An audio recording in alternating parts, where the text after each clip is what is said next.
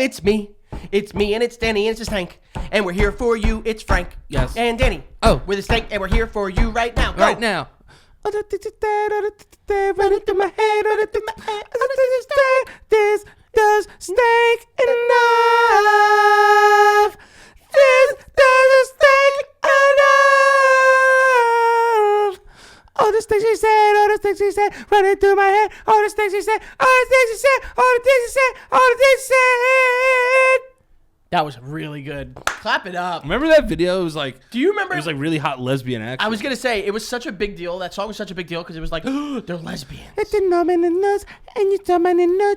that song called? All the things she said? Yeah, by Tattoo. Tattoo. I remember it because it was Victoria's entrance theme for WWE. Was it really? Yeah.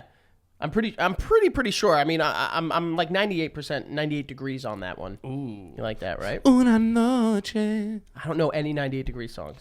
Give me just one night. Whatever happened to LFO? One of them died from cancer. Whoa. Yeah, the I think the leader. Rough start. Summer.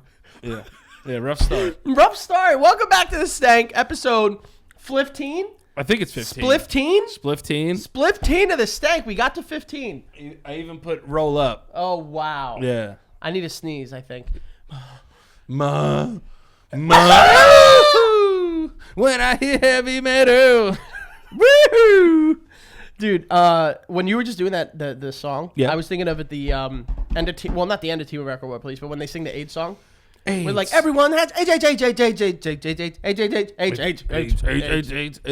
That's AIDS. Becca's never seen that movie. That movie is priceless. Yeah, absolute classic. Absolute classic. By our. What's going on with that microphone today? Dude, it's the mic. It's the squiggly one. It's the squiggly guy, the one that you were fucking coughing and sneezing into last week. Yeah, got you a little sick, I think, bud. You did. Sorry about that. You didn't, and I'll tell you why. Because you're gonna blame it on like the atmosphere changing. 100%, I'm gonna blame it on the atmosphere. I'm too manly to be sick.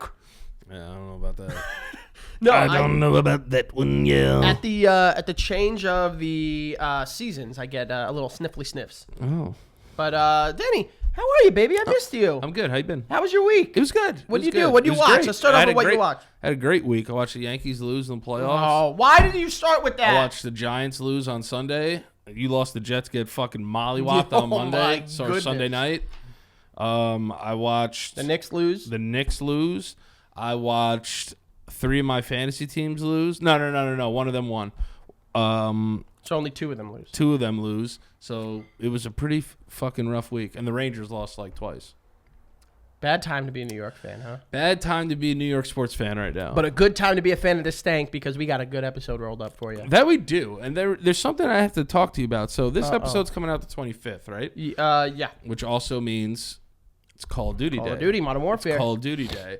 What date were you thinking about rolling out our Patreon giveaway? I think we should announce it like next week. Next week. I think we should announce it next week, so next week we can get the gift out. Okay. Yeah. You know, because realistically, there are some people that won't be able to get Call of Duty. Yeah. Do you want to run it down with the Patreon? What the gifts are this one? So if you guys didn't know, patreon.com/theStankPodcast. Every month, if you're a $10 patron or $25 or $50, you get entered into a monthly giveaway where it's random. No person has more entries than anybody else, and you get to pick from 3 prizes. The 3 prizes for the month of October are Call of Duty Modern Warfare on your system of choice. Yeah. Luigi's Mansion, 3, and $50 Amazon gift card if you don't want either of them. Yeah. And we pledged that. I think we're at like 240 something patrons. Yeah, we're close to our other goal. And guess what? If we get to 300 we're going to up. We're basically going to be doubling our giveaways. It's going to be a $100 gift card or maybe 2. We don't know. Or maybe 2. Yeah, we'll figure that out. We're figuring it out. But thank you guys for all the support. We really, really appreciate it. We got 2 episodes on there right now. Yeah, we do. And then a third one coming on the 1st of November. That's right. 2 episodes a month and then some goodies. And then when we get merch coming, that'll be exclusive promo codes for our patrons. Yes. And I'm also, I want to buy Smash. Because Joe has it, but I think he downloaded it. So I can't take it. You know, this is the thing. Danny, let's talk about this before we get into like what we watch. Yeah. Are you a digital games guy or a hard copy guy? For sports games? Any games. For sport? No, I have a Okay, go ahead. Sports games I digitally download because I never trade them in. But So they have programs now where it's like traded in Madden 20 or whatever it is, and then you get 20% off the next game. Yeah, but I never do that. Why not? Because I don't like to like go out for sports games for some reason. It's like I don't like making them a thing. You want to do the opposite of what you're playing. You want to be less active as possible. Yes, that's 100%. But it's like if it's a game that I want to replay and like I want to have and like be part of my collection, I'll buy the physical copy. Yeah, I am strictly a hard copy guy. Yeah. There's something about having a game in your hands and it adds anticipation to playing. Yeah, 100%. But I was thinking I get Smash so I could play it with you on your Twitch stream. Yeah, that would be really cute. So I could learn how to play a little bit and we could I'll walk you through it. We'll play together. Yeah, because I got to learn how to play it. It's That's tough. really cute. I love you so much for that. Yeah, so I'm going to get that tonight. I'm going to get Super Smash tonight. Because I've had it, previous Smashes, but I haven't bought this one. So I'm gonna get this one, and then make sure you get a GameCube controller too, or the like Switch Pro controller. Okay, I'll get that because too. playing with the Switch Joy-Cons is not, garbage. It's not garbage, but the grip isn't great. Now with the Switch, is it wireless though? The controller, if I want to play just on the they thing? do have a wireless GameCube controller.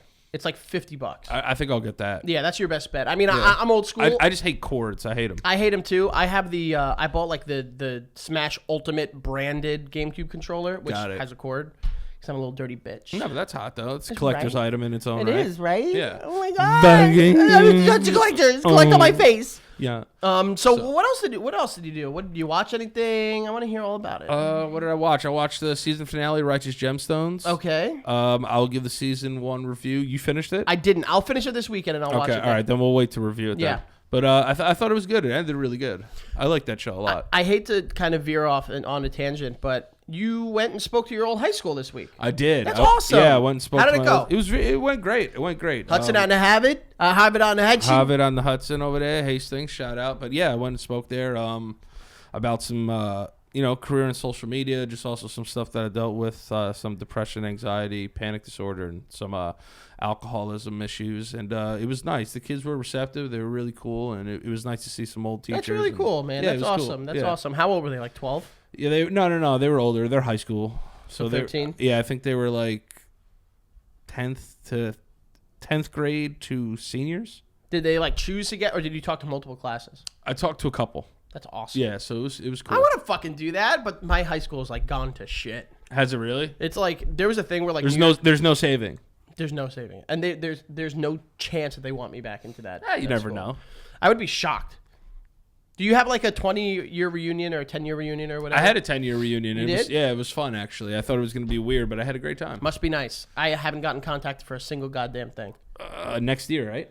2020, yeah, would be when I graduated. I'm sure they'll go out Facebook or something. I hope so. That'd be really cool. But yeah, but I watched that. I finished up the season of Big Mouth. I started watching for you.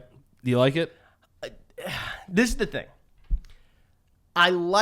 Yes, in theory, yes, I like the show and I will continue to watch. However, I like the girl stuff better than I like the guy stuff. Yeah. Because the guy stuff to me is just raunchy for being raunchy. It's like, all right, enough. Like, there are some layers that I think are really cool. Like, I really like the whole, with... Do you like Jay?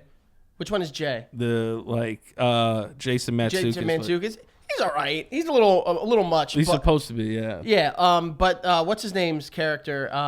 John Mulaney's character. Andrew Glauberman? Yeah, I like the layers they have with his character where he thinks he's gay, he's not, he's struggling with his friend. That I think is pretty cool. Yeah. I'm only on season 1. Okay. I think I just finished season 1. Yeah. But I think the girl stuff to me, maybe because I can't relate to it as much and I'm kind of seeing what I'm told they go through portrayed in a comedic way. Okay. I like more. And Maya Rudolph is a powerhouse. Yeah. Who's your favorite character on the show? Probably...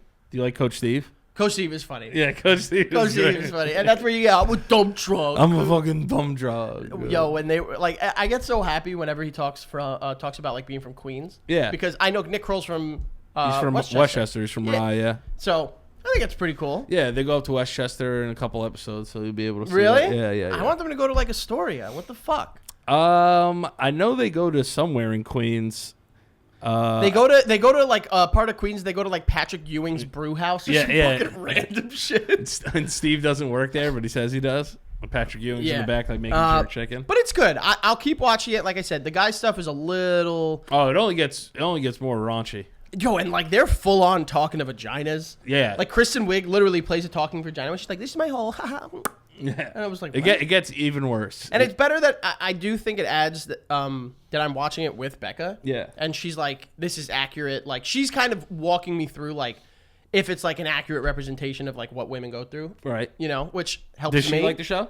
She likes it so far, but she's with me in it. Like Maya Rudolph, the female hormone monster is incredible. My little bubble. Oh, my little baby. My little bubble. That shit is... Yo, baby. in the a bubble baby. I think it's the end of the second episode where she goes to Jesse, where she's like, and you're gonna scream at your mother and call her Shannon. I fucking lost it. I thought that was hysterical, but Maya Rudolph's great. Yeah, so far not bad. And then I also watched a whole bunch of Making the Band. I did. I watched. Why the fuck are you watching Making the Band? I watched 2 seasons of with Danny Kane. No. Do you have a first Stanky? But I watched the whole, basically 3 seasons of Making the Band with the band. It's Making. Oh, that's right. Yeah, it was Making the Band. They had the audacity to call the band from Making the Band the band. Yeah, and it was good to watch like all those old fights and like just hear like Puff Daddy and like all these wrong predictions he had for this group. He was like, "Yo, they're gonna be the biggest band in the world." I can't look at that show and not think of the Chappelle Show sketches. I know. That's another reason why. That's how I got into it, because I watched that. Oh, Ness, you just gonna do your taxes? You know what I'm saying? He's like, I want you to go get me a set of left-handed golf clubs. The gif of Chappelle is Dylon. And a midget holding balloons. The gif of Chappelle as Dylon, where he's just like,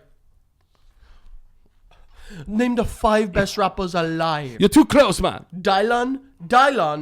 I'm shutting the studio down. I need breast milk from a Cambodian immigrant. Y'all did it, Go y'all. to Queens. Y'all did it, That y'all. show is Chappelle Show. God Almighty, we could do a whole episode on Chappelle Show. We should, but we'll do a Patreon exclusive. Patreon, squeeze them for what they're worth, baby. Yes, do Patreon exclusives. Careful. I got a fucking boo boo. Stop biting your fucking I fingernails. didn't bite my finger. I got it. Dude, I'm looking at your fingers right now. You pick your fingernails. I do pick my fingers. You pick your cuticles. I and they're all fucked up. do, but this is a boo boo here. I don't bite this. Yeah, but like you got to stop doing that. I had to fix the food disposal at my place. That's fine. And I got caught on a little piece of metal. Whatever helps you It sleep. turned at night, purple cool. and it was oozing, but I think it's fine. I would get it. Keep an eye on it for a couple days. I wouldn't go get it checked out But yet. yeah, so Big Mouth is good. You know, It's good. It's good. I liked it. What else did I watch? Oh, you know what I was watching? I watched Halloween, the original Halloween. Ooh, Yeah, the original Halloween is one of my favorite, if not my favorite, scary movies because the effect it had on me. Like that movie fucked me up. Yeah, man. That movie fucked me up. It scared the fucking shit out of me. And like, you don't know if he's like supernatural yet, or like if he's just like just a guy who's just like a demonic freak of a force that nothing is going to stop him until he fucking kills him. If you notice, he's not referred to in the credits. He's not referred to as Michael or it's the Shape. Yeah. It could be some sort creepy. Of force, physical force. I like when Dr. Loomis shoots him. He's like, I shot him 6 times. Dude, that movie works so well consistently because it's so simple.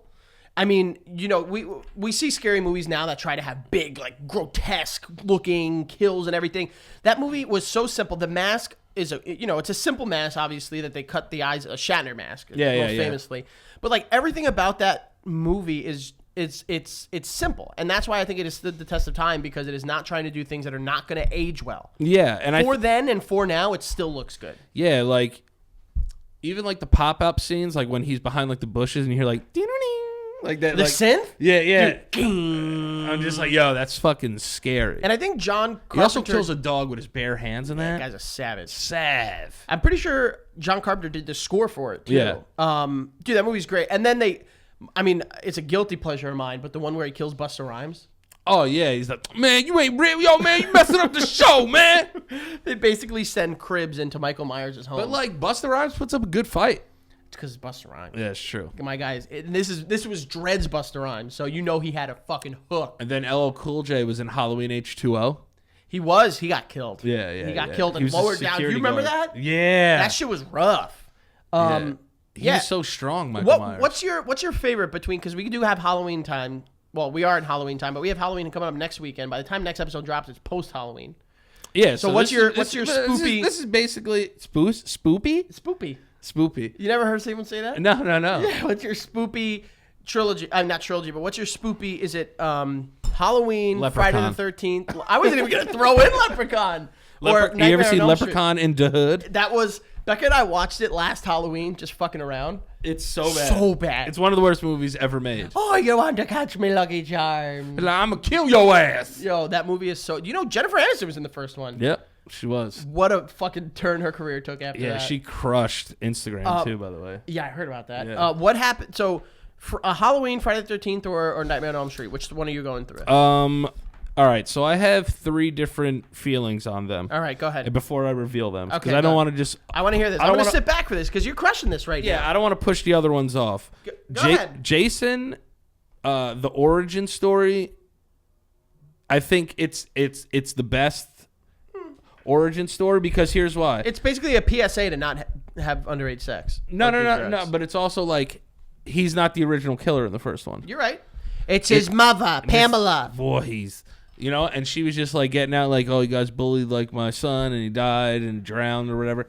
And then it was like he takes up the mantle and becomes this crazy motherfucker, and he's supernatural from the beginning. Yeah. So like, I'm like, okay, I can get behind that. There's a little bit of story there for the first. Fair enough. For the first 3.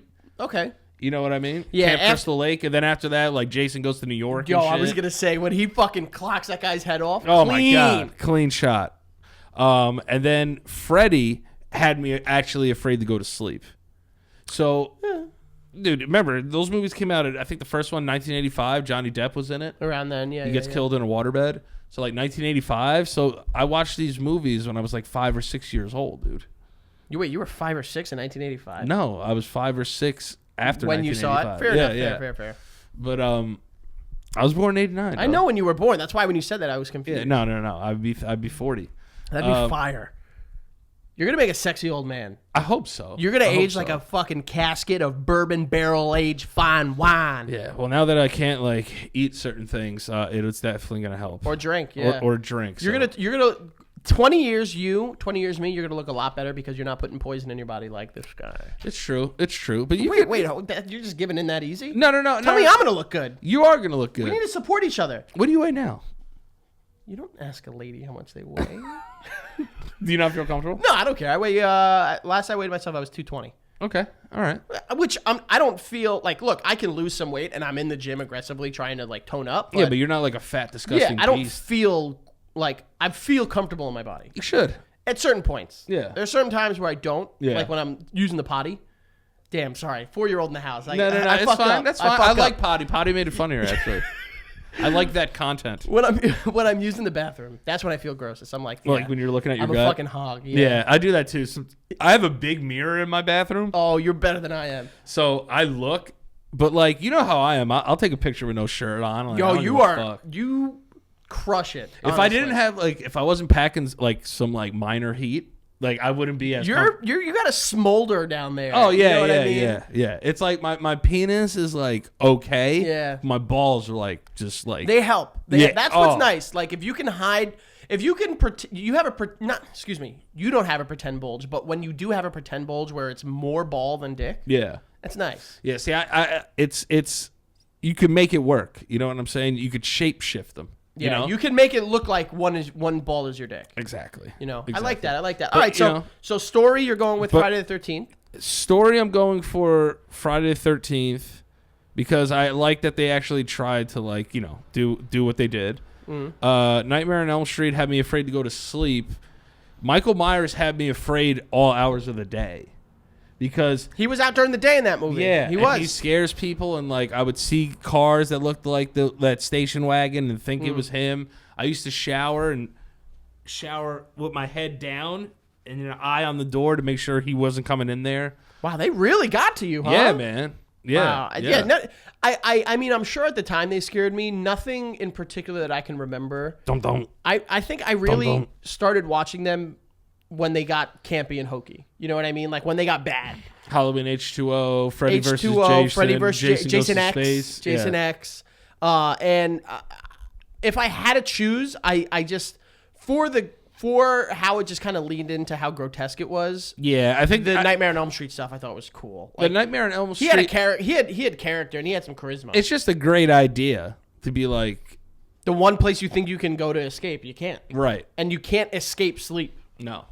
See, I'd rather and the fact that if you die in your dreams, you die in real life made me afraid to die in dreams.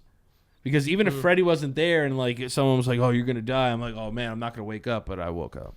I feel like I've died in dreams, but I can't remember. So They say that you can't die in dreams. I've died in many dreams. I've had dreams where I've like fallen and just like before I hit the ground, like Yeah, but I've died and literally have like respawn. really? Yeah, I've died in Like dreams. a fucking level? Yeah, I just respawn like COD. Wow. Good segue. All right. Are you gonna play tonight? Yes. You're gonna stay up late, right? Yes, I am. Yeah, let's go. I'm staying up late. We're gonna fucking play that shit hard. I'm leveling up tonight. I'm gonna stay up till 4:00 in the morning. I don't know about 4. Don't know about 4 because I also want to be up late tomorrow. Yeah, I'm gonna be up late tomorrow. But something that I watched that I don't know if you've seen. It's on Hulu. you. It's called Too Funny to Fail. No, I haven't heard about it. Dude, it is the documentary on the Dana Carvey show. Really? And they got Dana there. They get Stephen Colbert. I love the Dana Carvey show. Really? Yeah, because I watched it all on YouTube because I went down this fucking. You go down these weird places. Yeah, I went down this weird SNL rabbit hole. Oh, another thing we got to talk about too, because I went down a rabbit hole 2 nights ago that we got to talk about. Oh God. And I want to ask you a serious question. Okay. It'll be funny. It might be our best segment ever. Okay. But You got me fucking pumped. yeah. See, I just forgot what I was talking about. Dana Carvey show. Dana Carvey show. So I went down this. I watched the Chris Farley, the FX special, and like I saw all the guys that were on there, and every night I would have like these weird rabbit hole segments where I would watch just Mike Myers sketches. Oh, he was so good. Or I would watch just like Adam Sandler sketches. I would watch just Dana Carvey sketches. And my mom always liked Dana Carvey, and I remember her telling me like, "Oh, he had heart surgery. He had like a quadruple bypass at some point in his life." Dana Carvey? Yeah. Look it up. I believe you. But she was like always one of my mom's favorites, like his Ross Perot and like all that stuff. Mm-hmm. So I watched like a whole bunch of like Dana Carvey Master of Impressions. Yeah, I watched a whole bunch of his show, and I actually like it a lot for the time. It was a good show. So the documentary, which I love, I think it's really well made. You know how I am. I'm a buff for pretty much SNL and SNL, tangential related. Yeah, things. that's what. Yeah. Genital. Tangentially. No. Genital related. But like seeing the talent they had on this show and how it didn't like wildly succeed. That's the thing that's crazy is that it was a flop. Dude, so lead writer was Robert Smigel. Legend. Yeah. TV Funhouse. Yeah. Saturday TV Funhouse. Let's this go. This is my show. And then Louis C.K. I mean, Charlie Kaufman, who went on to write, like Eternal Sunshine of the Spotless Mind and shit like that. One of my favorite films ever, actually. It's great. When I'm sad. Who's the guy that played Jam in Councilman Jam in Parks and Rec? One of my favorite. But you know what I'm seeing, like him all time. Like, dude, the fucking crew, and then the cast. They had Colbert and Carell. They had Dana Carvey. Like they had legends, and the fact that the show couldn't because it was too much. Like they were put on behind like Home Improvement, which back then it was like, oh, Home Improvement. Yeah. It was like, oh, this week Tim deals with his son possibly having a terminal illness at 9, and then at 9:30, Dana Carvey. Yeah, but that's a good lead-in though. You would think you got to watch a show. It's I gotta watch it. Great. It is so great. Dana Carvey. Did you watch any of the Dana Carvey show on YouTube? No, I hadn't. To be honest with you, I really hadn't known too much about it before I watched the documentary. Yeah. And then I did watch snippets. It was, there's some gems in there, but like every other show though, not a whole lot. Yeah. You know. And for the time, it was like, I don't want to say like tacky. It was counterculture at the time. Yeah, That's what it was. That's what it was. It was counterculture. I think this is the thing with at least from what I have seen about, sketch comedy shows. Sketch comedy shows, the really successful ones, really only hit like 50% of the time. Yeah. The ones that don't succeed, it's like 10. Yeah. You know what I mean? Like, so. Like for every gem you have. And then like there are shit, some that shit, are like shit. anomalies, like fucking Chappelle Show, Key and Peele. Yeah. Like that will just pack in like 4 seasons worth of just gold and then they're done. Do you think Chappelle had a legitimate beef with Key and Peele? For them, like, kind of stealing his show format? I'm sure when he got, because they came around, they've been around since before him. Yeah. When they got big, he was already kind of off the deep end. Yeah. I think like 2009, 2010, they started really doing their show, right? Yeah, I think so. And he was already gone at that point. I'm sure that he was just like, dude, they just replaced me with 2 funny black guys. Yeah. So. Stole my show format. But I'm sure there's no beef there now. Chappelle, I feel like Chappelle like does not have beef with anybody. Dude, when you cash a couple $40 million checks, how you going to be mad at anybody? Dude, it's so funny that. I'm sure he gets residuals, too, on his own show still. I mean, are they on reruns? I haven't seen one in a long time. Yeah, but they do, like, they're on Netflix and shit. No, they're not. Yeah, Chappelle Show? I think it's on Hulu or Netflix. Hulu. I don't think it's on Netflix. But you got to get paid for that. It's different now, man. Like, Seinfeld is making bread. Like, we looked this up the other day. Seinfeld's making bread because of... Billionaire. Fucking insane. Crazy. He is... Oh, my God. It doesn't make sense. But he's a pompous asshole, though. So I hear. And he's... I'm sorry. The show is funny. Him? He's the worst character on the show. Not that funny. I'll say it. I think that's the show, though. I mean, unless he wants to come on the show. Jerry, you want to come on the show? All for it, my friend. Yeah. But watch Too Funny to Fail. I think you'll really like it. It's a quick, good, easy watch. Okay. I'll check that out for sure. And then, did you see Watchmen episode 1? No, I did not. Okay. I did not because I was finishing Righteous Gemstones. I won't give too much away, obviously, because we'll do a spoiler talk at the end of the season. I'm gonna need something to get me to 12, so I'm gonna watch episode 1. Yeah. Was it long, an hour and a half, or is it just like an hour? It was an hour. I believe it was 45 minutes. Oh, like okay, an hour all right. or something like that. You know how sometimes they have that first episode that's like an hour and 35 minutes? I hate that shit. I don't like that. I don't mind it. It depends. I mean, don't set me up for something I'm not going to get consistently. That's what I don't like. Yeah. Those guys over Those there. motherfuckers. It was good. I liked it. It wasn't outstanding. There's a lot of lore in there. Who's the guy from Little Children? That's not. He's obviously not in it, but Patrick Wilson? yeah. No, not Patrick Wilson, but he obviously was in Watchmen. The guy that played. I'll tell you right now. If I Google Little Children, you think I'll get in trouble? What the hell is his name, man? I hate when I forget actors' names. He was the creepy guy that jerks off in the car. I was gonna make a really bad joke, but I think I'd get in trouble for it. He gets like arrested at the pool. Patrick Wilson. No. It's not Patrick Wilson. All right, click on the film. Okay. See now. Yeah. Now IMDb. Keep going. You'll see his picture. You'll know. Jennifer Connelly, Patrick Wilson, Jackie Earle Haley. Yes. Is he in it?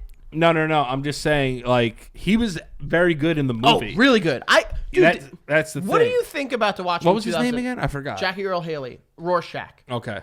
What are your thoughts He's on a the very good 2009 actor. movie? Because it seems like it's split down the middle. People hate it or they love it. I think, like, it was an entertaining movie, but it came out in the wrong time. I think if it came out now, maybe they could have done it the right way. Wow.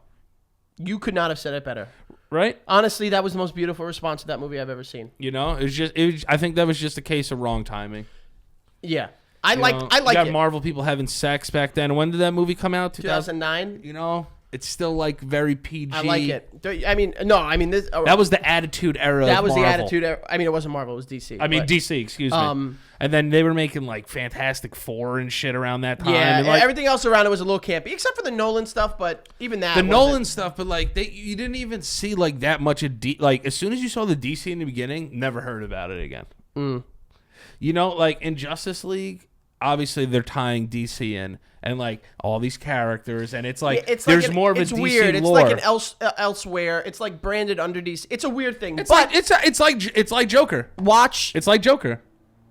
Ish. It's weird. It's very, very weird, and I won't get too much into it now. But watch the first episode. I thought it was good. I thought it was fine. A lot of lore there, but How do you feel about the format being a show now? Do you think it's going to be better than a movie could have been? Just early, yeah. I mean, when it comes to like things that require, like Watchmen, the graphic novel is long. It's not it's huge. It's not an easy, quick read, you know, and it's very wordy. So I think the format kind of works better for a show than it does a movie because you allow things to develop a little bit. Now, would you like? I think this is a way for DC to get a very popular group out there without having to put a movie out that has to coincide with this will like not DC. connect. This That's will what not I'm connect saying. to anything else. So it won't have to like coincide with like whatever else. No, they want to put out. there will be no. This will not connect to anything else. I think the guy that's making it, Damon Lindelof, said like this is like one season. I wrote it as one season. If it goes more, whatever. But like right now, this is what I'm focusing on. Yeah, and I think that's a smart way to do it because I agree. you don't get tied up with anything else. I'm sure they'll have some Easter eggs in there from time to time. Oh, they got a lot. Of Easter eggs. Which is but Watchmen Easter eggs that not like Batman and Superman. That's what I'm saying. As far as I've seen. But. Yeah, you know, but I'm sure like maybe they'll have one or two like, and they'll be like subtle as shit. Like someone's license plate will be like, have like a fucking Wayne Enterprises. Yeah, if you guys did watch it, DM me. I'm interested to hear what you guys have to say, and then we'll talk about it in a spoiler review at the end of the season. Yeah, I mean, I think it's tough for superhero shows now after the there's two, like after Endgame, everyone kind of, it was like a decompression period from like all that. Yeah. Like superheroes. And now it's like people took a break, and then like also the Joker doesn't help people trying to make like superhero movies. Yeah. Because I think now people are going to they're going to want Joker-esque performances in like their superhero movies now.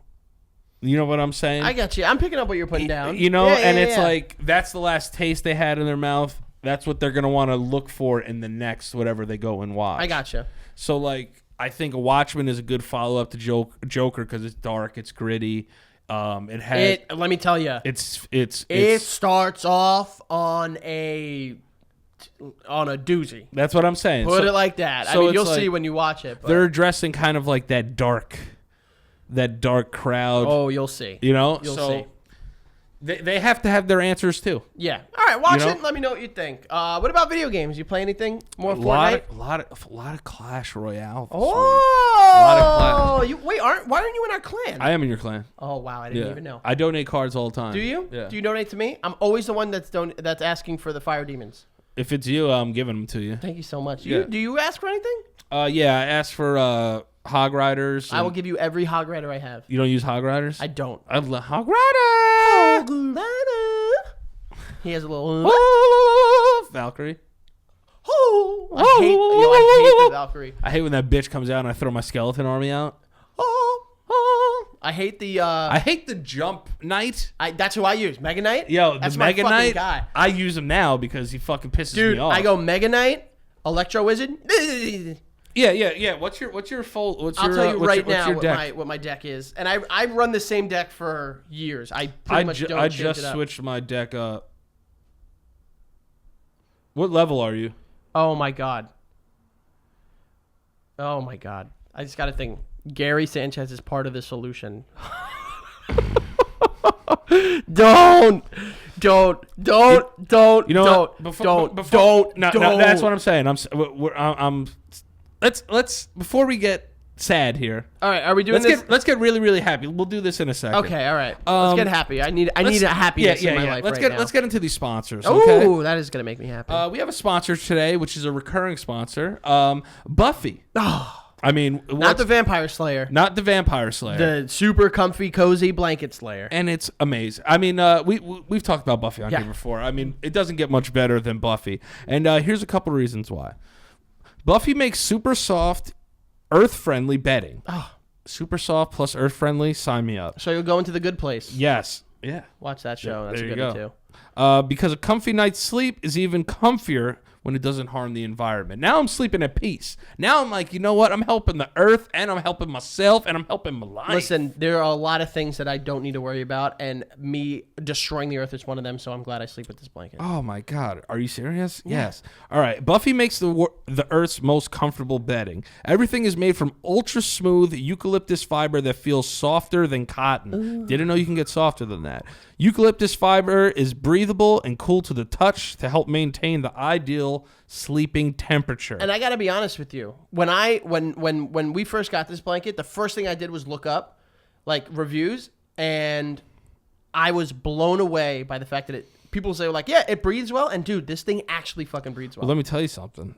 Talking about reviews, this product has over 17,000 5-star reviews. That's a stanky review. That's a super stanky That's review. Stanky, yeah. You know, that just proves you have a good product right there. Oh my God. You know, so they're offering they offer everything from cult favorite comforters to pillows and sheets. So if you love the blanket, you could double up, get a pillow, get a little crazy with pillows are the most important part of every single bed. Yes, to turn your bed into a calming comfort zone, which your bed should be. I'm letting people know, invest in your bed and invest with Buffy, okay?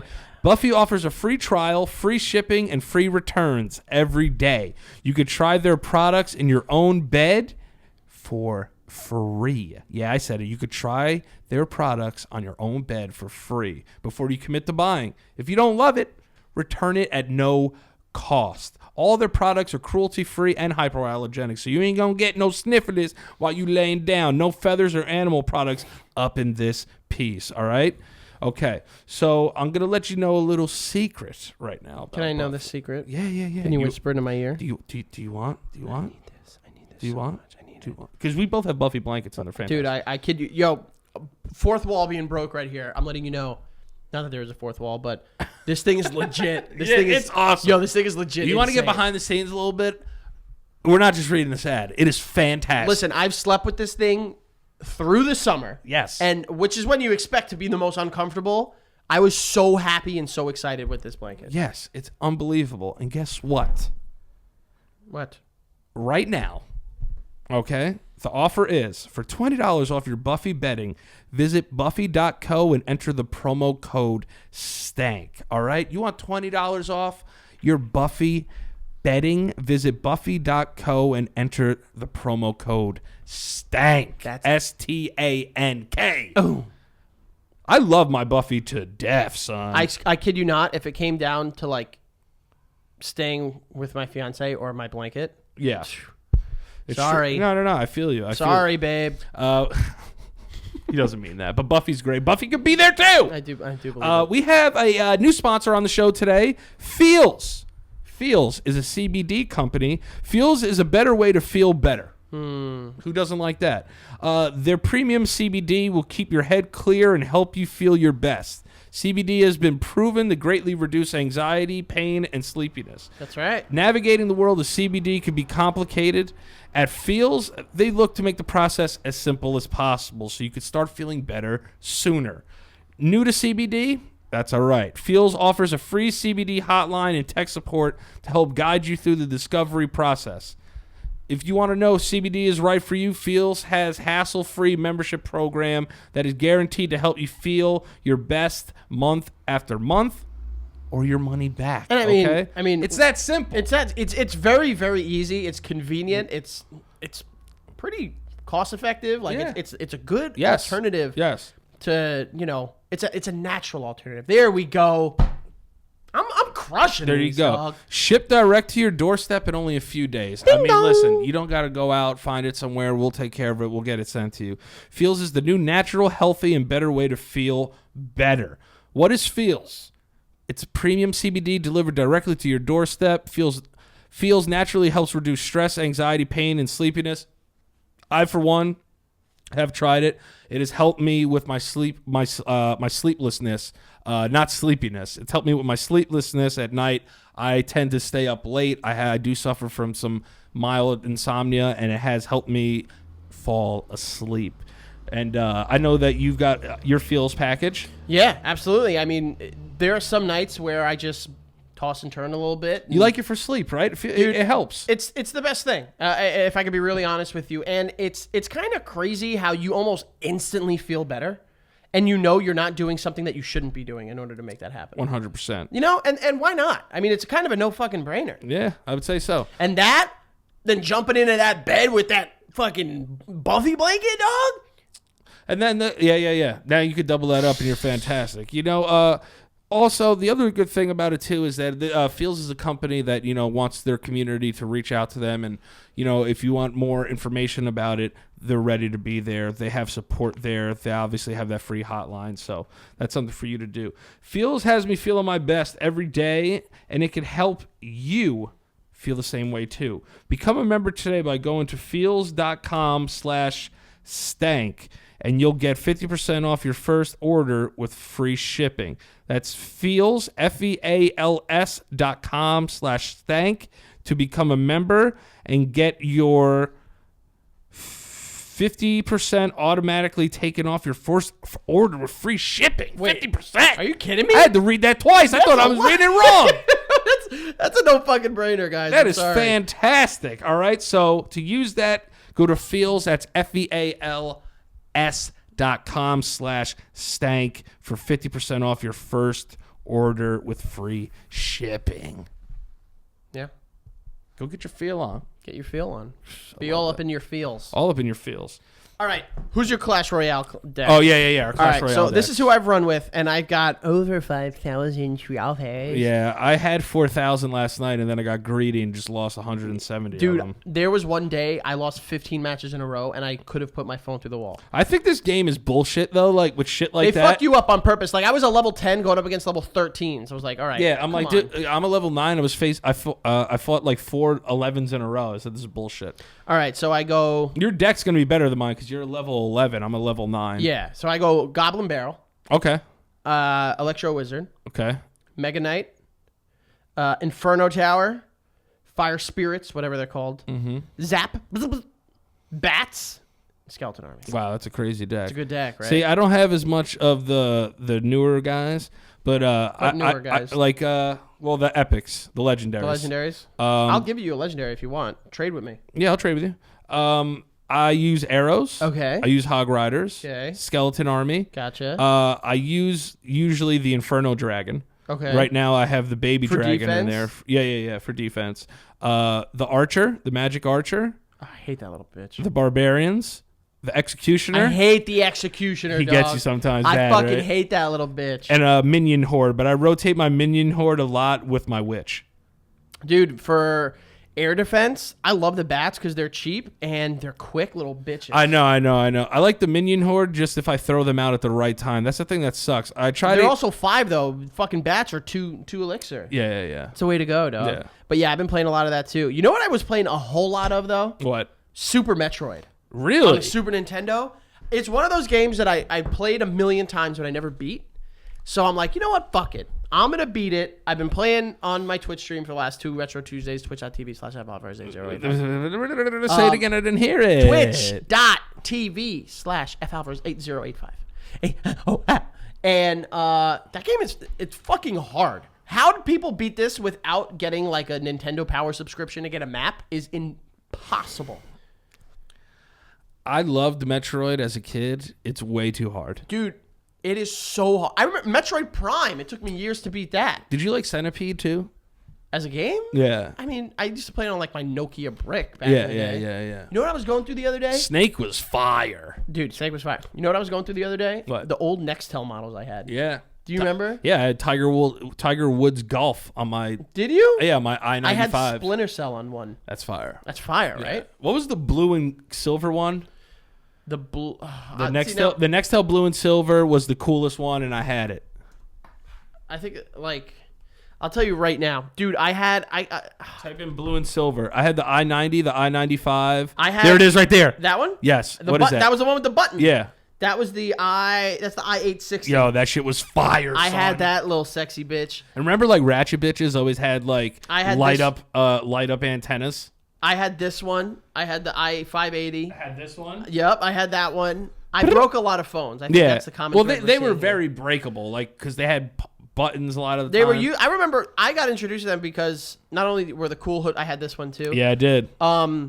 My dad used them for work. And the side button with the ringtone. Oh, yo, I was that asshole that just fucking blasted because I had a ringtone maker. I had a ringtone maker, yeah. and I had full songs. And I remember my favorite ringtone was the it was a Busta Rhymes remix of what song? God damn it! But I also had the It was right when I got my new phone at the time too. It was the Lollipop Kanye West remix. Lollipop, just like Dolly Parton. She ride that spaceship till she hit the top. Yeah, that's a great remix. Then she hit the spot. And she asked how many licky licks does it take till she reaches Kanye top. West was in my dream last night. Well, tell me about that. I need to know. No, I was just in his house and helping him work on stuff, and then it was Sunday service, and I was like, "Yo, can I come?" And he was like, "Yo, there's only 17 people allowed to come." And I was just like, "Were you one of those 17?" No, he didn't. He didn't let me fucking come. Tell me more about that. Yeah. He didn't let me finish. Kim was there, but I left and I stole a scarf.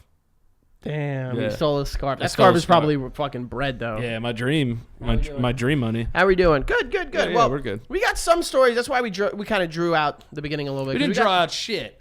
Shit. You know what I'm saying? Draw coming out of your mouth. Like molasses pouring out your mouth. We got some stories to get to, as we promised. I also started rewatching Breaking Bad. Well, perfect segue. As we promised, we will do our El Camino spoiler review. So, where's the box? I'm going to do this time because we got a new one. And when the spoiler starts, I'm going to slam it down. Well, no, because they're just going to look for this in the video. Yeah, I'm going to hold it. Okay.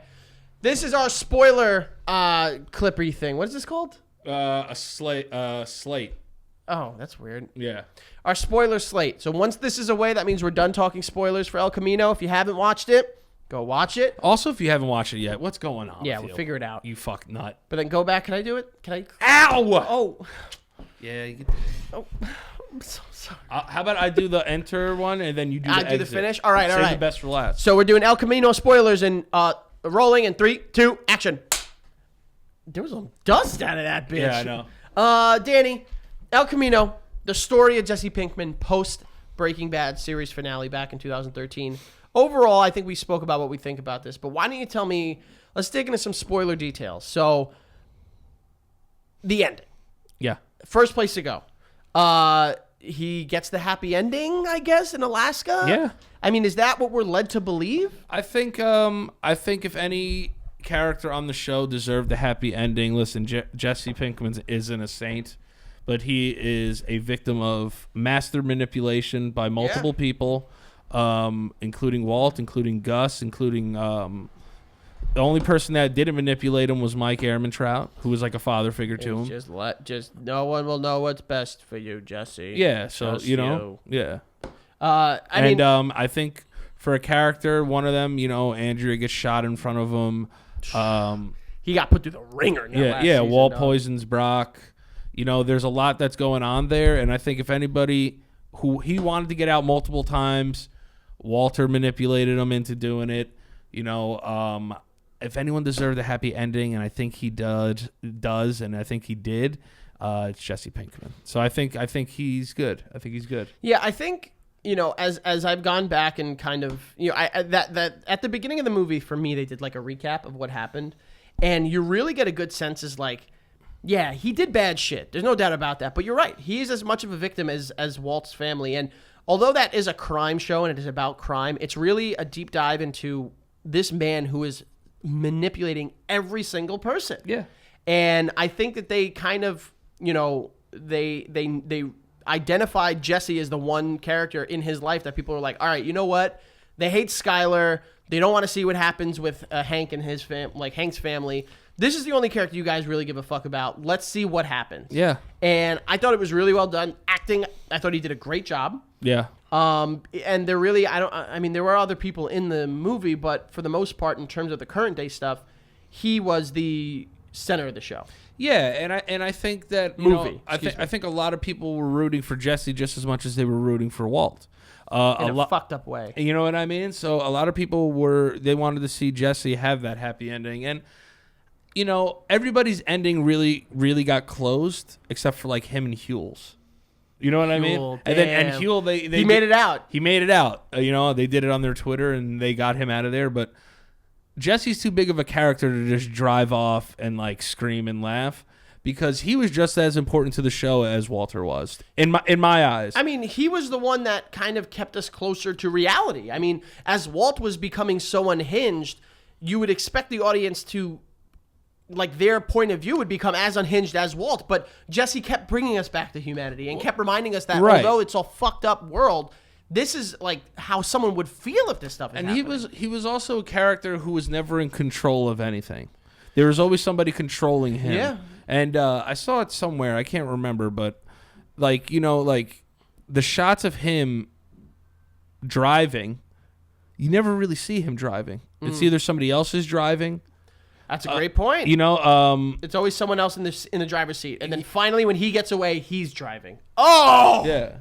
Fuck. So it's That's beautiful. So it's one of those things where you get to kind of see Jesse be finally in control of his own destiny, being able to take the wheel. They say, Jesus, take the wheel. Which is Jesus.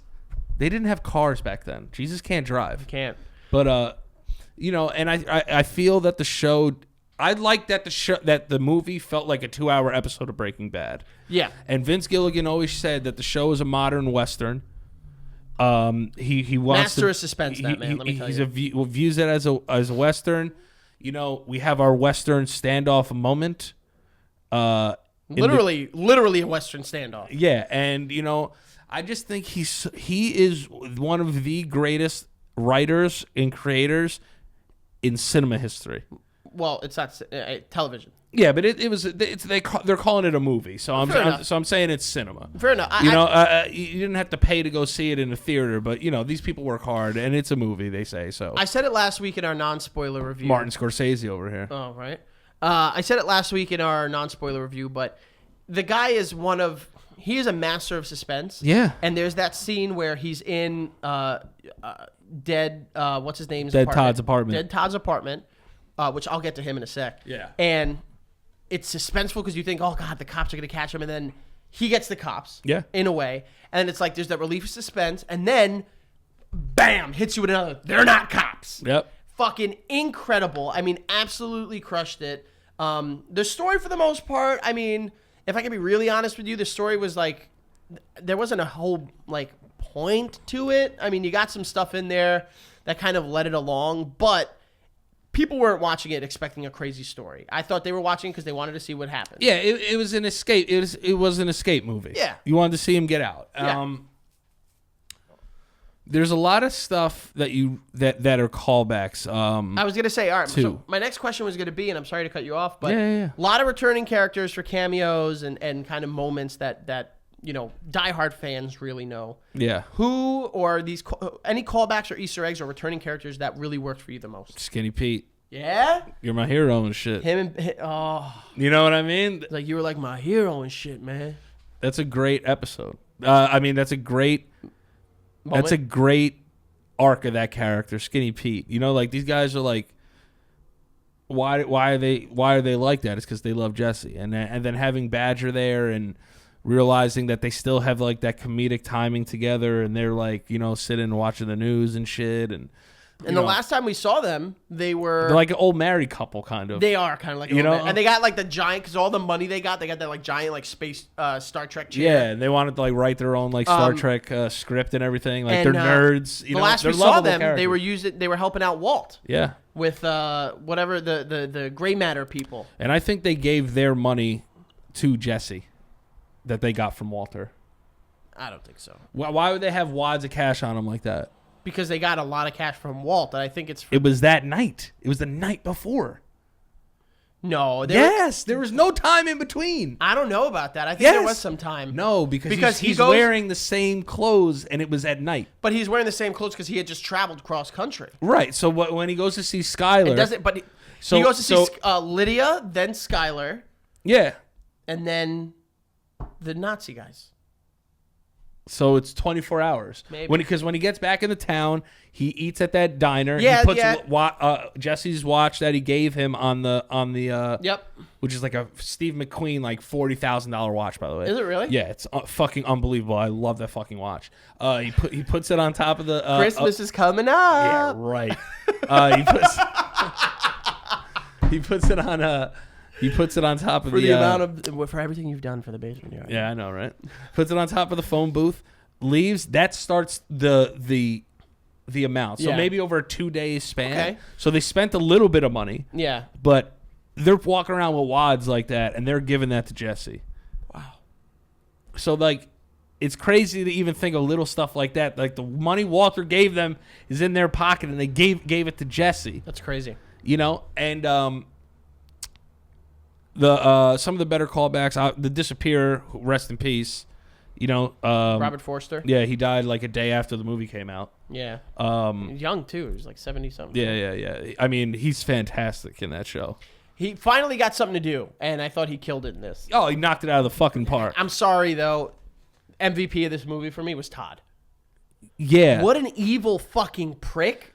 And just like the stuff with well, even the callback, that tarantula, dude, was the kids he shot. Yeah, I know. And the fucking little the dead woman in his apartment. Yeah. And he's just cooking soup at this fucking dead woman's behind him. Yeah. He's a very interesting character to me because he has like this doe-eyed remorse. For like that's what's so scary about him. That's the thing. It's like he tries to be like you know, even when he killed Andrea, he's like, sorry, like this isn't personal. He like tries to be sympathetic.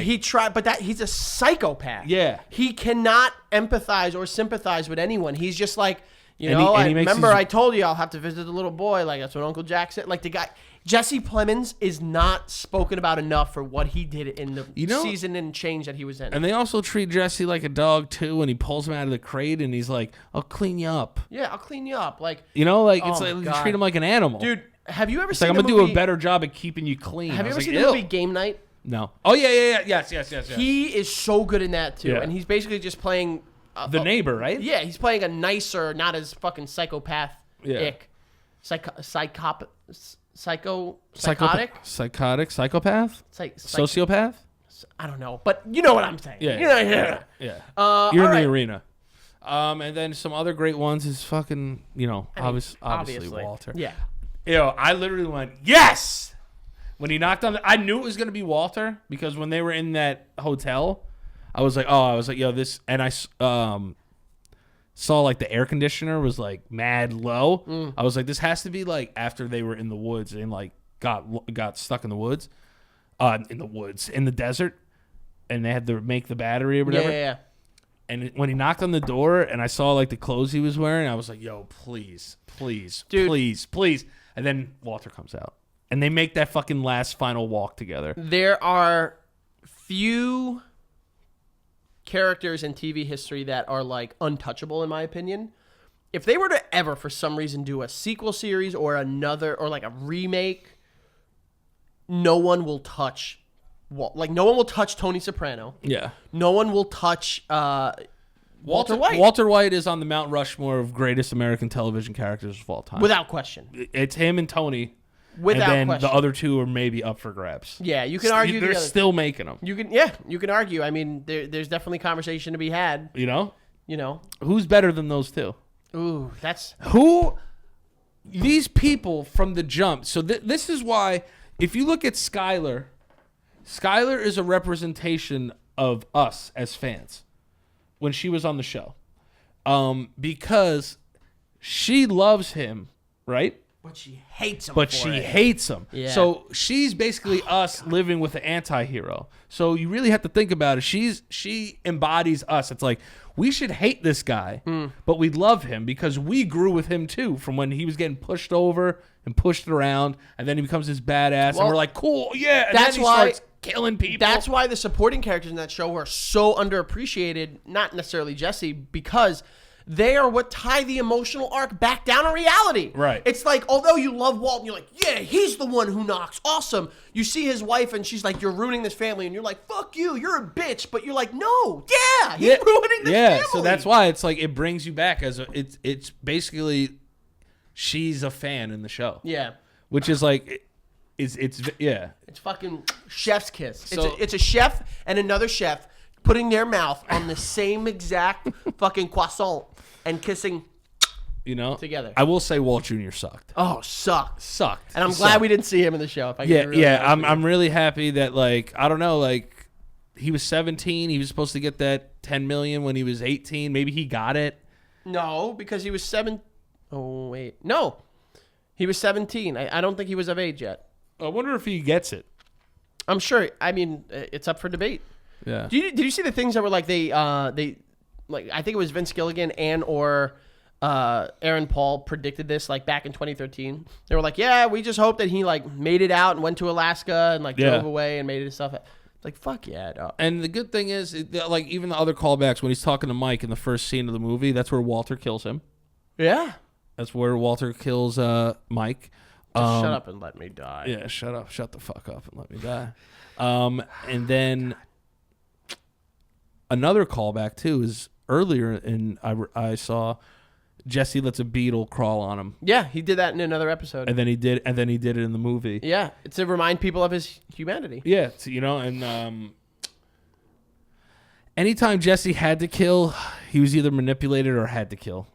Because every time that he had to like I'm going to kill somebody, he never did it.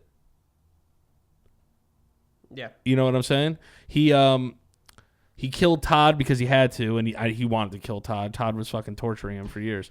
So and then when he kills Gale, he gets manipulated to kill Gale because he thinks Gus is going to kill them both. Do we know how much time went by from no more half measures, Walter. From Walt getting out and going to New Hampshire to when he comes back? Yeah, I think it was like 2 or 3 months because he comes up to give him he grew that beard in 2 months? Well, he comes up to give him chemo. It might be longer then because he comes up and gives him chemo treatment and he's like, don't leave, please. How much time was Walt in New Hampshire?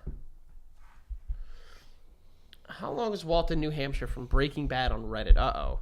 Reddit is the place for answers. Right? Gilligan said in a podcast it was about 5 to 6 months. Yeah, see, all right. So he's up there, and then the thing that sets him off is when they're on Charlie Rose and they're talking about gray matter, and they said he had nothing to do with it. That's why he went. Yeah, when he leaves the it's just a shot of his whiskey glass with the quarters in it. Didn't he put quarters in it to call on the payphone? We got to rewatch it. We should. I'm rewatching it now. I'm gonna keep rewatching, and I'm gonna catch up with Better Call Saul. Did you care about like not seeing Saul or Marie or? I mean, anyone? Saul. It makes sense why we didn't see him. Canon. Marie. I mean, look. I think what they fit in there was great. I'm sure if they had put more people in there, Vince Gilligan would have made it. He would have done well. He would have made it fit somehow. But if he didn't make it fit, if he didn't make Skylar or Walt Jr. or Holly or fucking someone else fit, I think it's fine. I wonder if Skylar got off because he gave her the coordinates to find Gomi and Hank in exchange for like immunity or like a break because she's a fucking criminal too. That show is perfect. It's perfect. That show is fucking perfect. Yeah, and Jesse, I think Aaron Paul did a great job in acting in this one. Because a lot of it was physical acting, which I like from him. Like he's an underrated actor, but I really feel that role was like meant for him, and I think it's gonna be tough for him to like do anything else. Guy's perfect. You know what I mean? Like he's perfect in that role. You know. That show from first shot of the first episode to the last shot of the last episode, in my opinion, is perfect. There's not one bad episode. And dude, it was such it's such a stupid thing for me to like harp on, but the fact that they called the last episode, not the last episode, but one of the last episodes, Ozymandias. Yeah. I was just like, fuck, and I like read into the lore, dude. Oh my god, so good. All right, Danny. Yeah, it means like Camino's meth, like the meth is king or something. No, Ozymandias was the king. It was a story or something like that. But yeah, but if you break down Ozymandias on the periodic table, I don't think there's a ZY on. Look it up. I'll tell you right now. Look up Ozymandias. Breaking Bad. Periodic table or whatever. Just Google the period, like with the periodic table. It spells. It comes out to something. The show, I'm telling you, this show is perfect. I see nothing. I see nothing here. Yeah, but I told you to Google what I said and you didn't. Ozymandias Breaking Bad periodic table. Yeah. I don't think there's anything on there. Yeah, I'm telling you, dude. I'm going to find it. I know that there's a meaning. Because, like, Ozymandias the King was, it's a story. This is from entertainment.time.com. So you know it's real. It's Time magazine, so it's protected. Ozymandias is best known for the title of a famous sonnet by Percy Bysshe Shelley. First published in 1818. Bitch Shelley. You can hear Bryan Cranston recite it in its full poem and bring about it. The poem tells of a traveler who has seen an ancient monument in the desert. The giant legs are all remains standings of was once a statue of a king. Ozymandias, king of kings. No sign of civilization he once ruled. Although the inscription of the pedestal indicates that the stone king once surveyed great enough works to drive terror into the hearts of his enemies, the mighty has now literally fallen, and so is everything he's accomplished. Oh! It's perfect! It's pretty crazy. Guys, let us know what you think. Oh, no. This is still up. It's still up. Let us know what you guys think. I mean, we're talking about Ozymandias. If you haven't seen that episode all right. this time. Let us know what you think about El Camino. Let us know what you thought about the spoilers. But we are now going to give. Well, what'd you think? I gave my thought. No, but like, did you think it was necessary? I mean, nothing in this world is necessary. Come on. No, I think it gave people answers to questions that they had. However, they were okay with the ending. My big thing about this is I was a little afraid because the ending, in my opinion, was so perfect. So it was like, you either nail this or you fuck it up. Because this is the dessert. This is what people are going to keep in your mouth. And in my opinion, I think they nailed it. I think so too. And they're lucky because not many people get the opportunity to do this. You know? So it was great, in my opinion. And so, Danny, Stank rating. Official Stank rating of El Camino.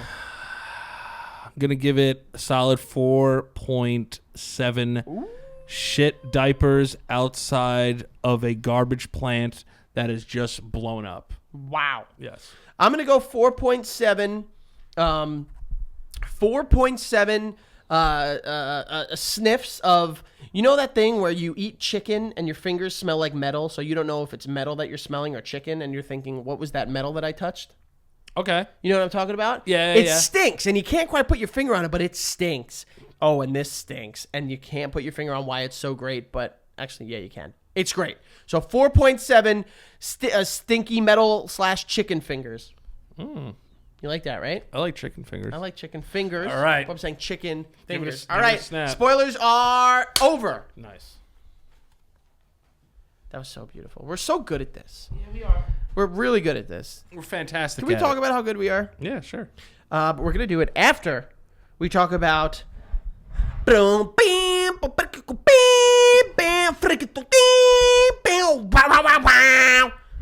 Wars, Rise of Skywalker, quote unquote final, won't be the final trailer. Yeah, right. I hate when they say shit like that. Final trailer that released during the absolute fucking gangbang that was the 33-0 beatdown the Jets took at the hands of the New England Patriots. Yeah, Jesus. Best part of my Jesus Monday Christ. night, besides streaming with my friends, that was rough to watch. Horrendous. As a Jets fan. But it's nothing you ain't used to. Nah, you guys been losing for a long, long time. It's over like, there. you know, And like- I'm a Giant fan, so I got my two. I could die happy. It's to be like, honest. you know when you walk in and you're going to eat I don't know where you're walking into, but you're going to eat a Warhead, and underneath your tongue, it knows what it tastes like, so it gets watery. The Jets, at this point in time, their organization, their buttholes might just open up because they know the type of dicking they're about to take. They suck. Oh, they're bad. Yeah, they're real bad. Thank God Adam Gase came. Yeah. So Danny, weirdo. He's fucking.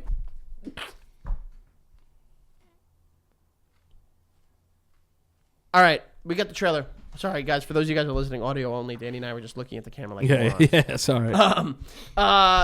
What do you think of the Star Wars trailer? Meh. Really? No, it was awesome. Oh, you got me. You fucking little bitch. Yo, 3CPO feels, dude. C-3PO. C-3PO, There's your I'm Liz sorry. Dexia. Yeah, there's my legs Dexia Dude, right there. when he said, he's like, I'm just taking a last look at my thing. I was like, oh, fuck. no. And then he fucking rubs R2D2 and he's like, Oh, fuck. And Yeah. you hear Chewie like, dude. how do you feel about Rey taking the pilot seat? I don't mind it. I mean, I know some people out there that are. I'm not happy about it. That's the one thing I was the most pissed off about in the trailer. Why? Because Go ahead. Because I was going to make a joke, but I'm glad you intervened first. it Now was going to be bad. Oh, yeah. Oh, you're going to say because it's a woman? yeah. Yeah, no, I was going to say that. Say because it's a Jedi. Like could a get- Jedi taking the ship, the Yeah, Falcon. yeah. I mean, whatever. I mean, Chewie is the pilot. Unless we find out some like crazy reason I mean, why it looks like driving it. looks like Lando Calrissian's coming back for his ship. Oh yeah, Yeah, that's Yeah. sexy. Did you see Solo? yeah. Um, Sucked. it was. I didn't No, hate it. it sucked. It sucked. It sucked. what are You your- didn't hate it because you know so much about it and you wanted to like it so much. It sucked, dude. A little bit. Yeah, little bit. it sucked. I was very, very disappointed. Donald by Glover it. crushed it as Lando, though. Yeah, but he crushes everything. He does.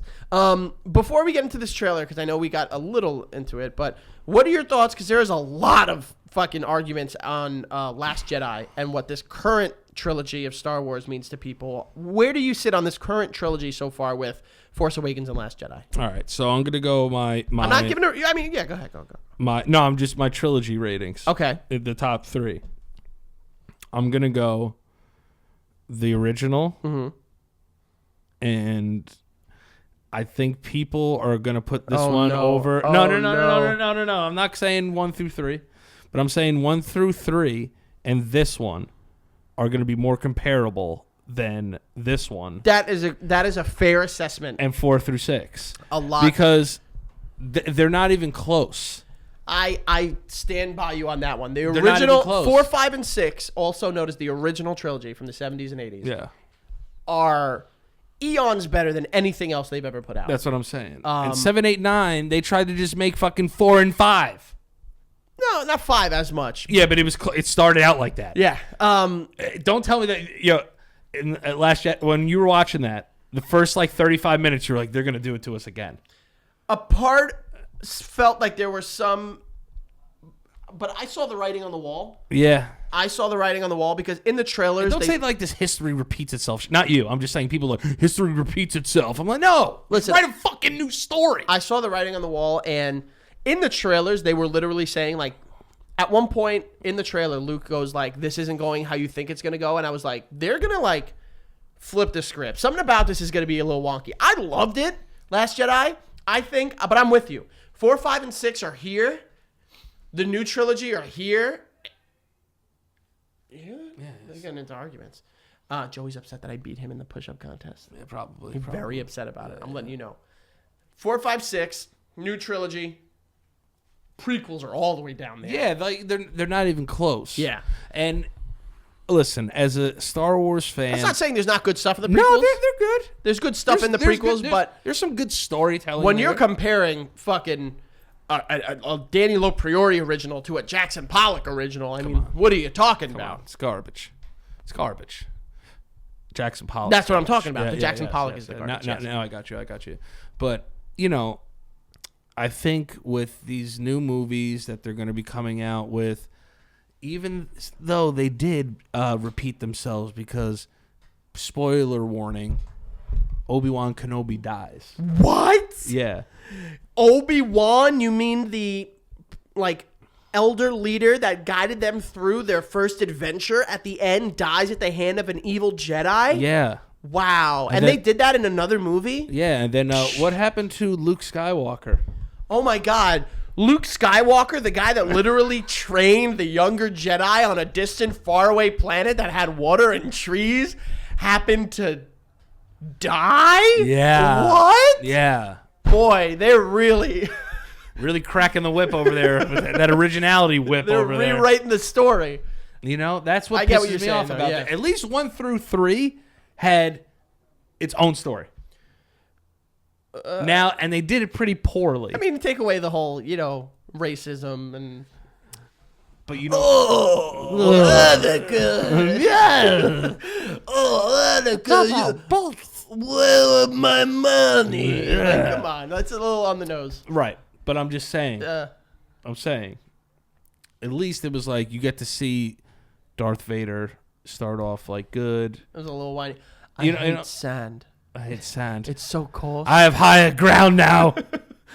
No, but that is a great gif. Anytime you fucking Yeah. ruin someone in an argument, you're like, it's over, Anakin. I've got the higher ground.